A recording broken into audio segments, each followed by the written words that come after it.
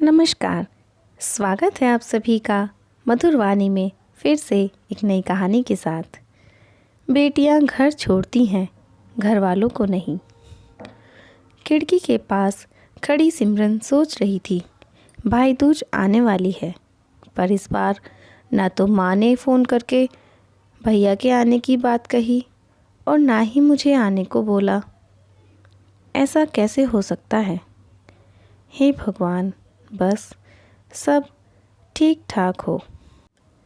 अपनी सास से बोली, माँ जी, मुझे बहुत डर लग रहा है। पता नहीं क्या हो गया, मुझे कैसे भूल गए इस बार। सास ने इजाज़त देते हुए कहा, कोई बात नहीं बेटा, तुम एक बार खुद जाकर देखाओ। सास की आज्ञा मिलने भर की देर थी कि सिमरन अपने पति के साथ मायके आ पहुंची। परंतु इस बार घर के अंदर कदम रखते ही उसे सब कुछ बदला बदला सा महसूस हुआ।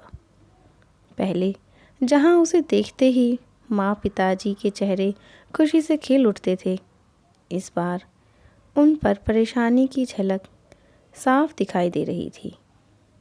पहले भाभी उसे देखते ही दौड़ी चली आती और प्यार से गले लगा लेती थी, पर इस बार दूर से ही एक हल्की सी मुस्कान दे डाली। भैया भी ज़्यादा खुश नहीं दिखे।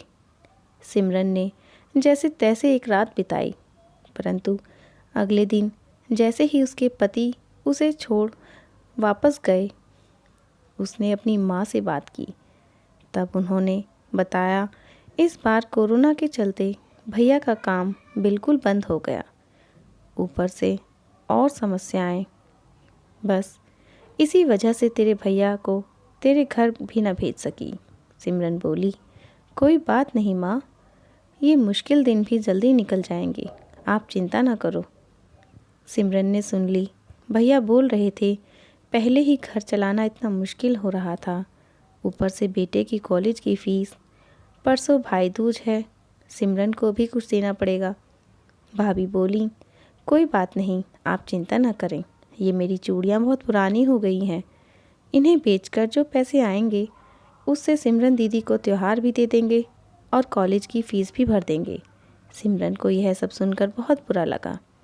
भैया भाभी की ये बातें कह रहे थे, क्या मैं यहाँ उनको तंग करने के लिए कुछ लेने आती हूँ?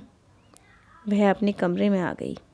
तभी उसे याद आया कि शादी से कुछ समय पहले जब वह नौकरी करती थी तो उसने बड़े शौक़ से अपनी पहली तनख्वाह लाकर पापा को दी थी। तब पापा ने कहा था, ये पैसे अपने पास ही रख लो बेटा, मुश्किल वक्त में काम आएंगे। इसके बाद वह हर महीने अपनी सारी तनख्वाह बैंक में जमा करवाती रही।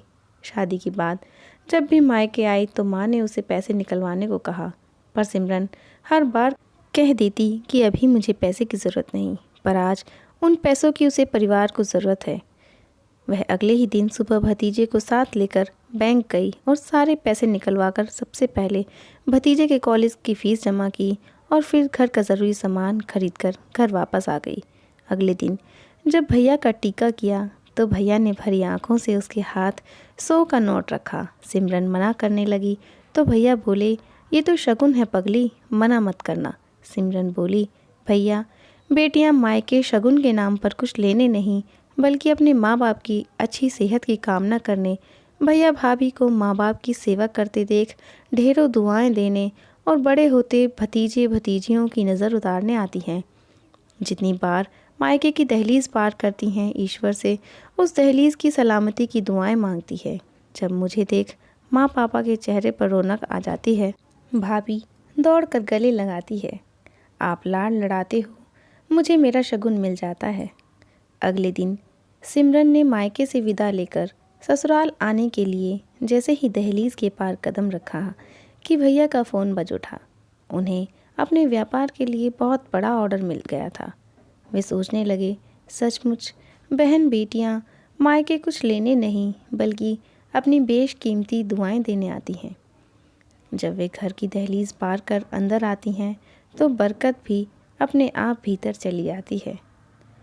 हर बहन बेटी के दिल की तमन्ना होती है कि उसका मायका हमेशा खुशहाल रहे और तरक्की करे।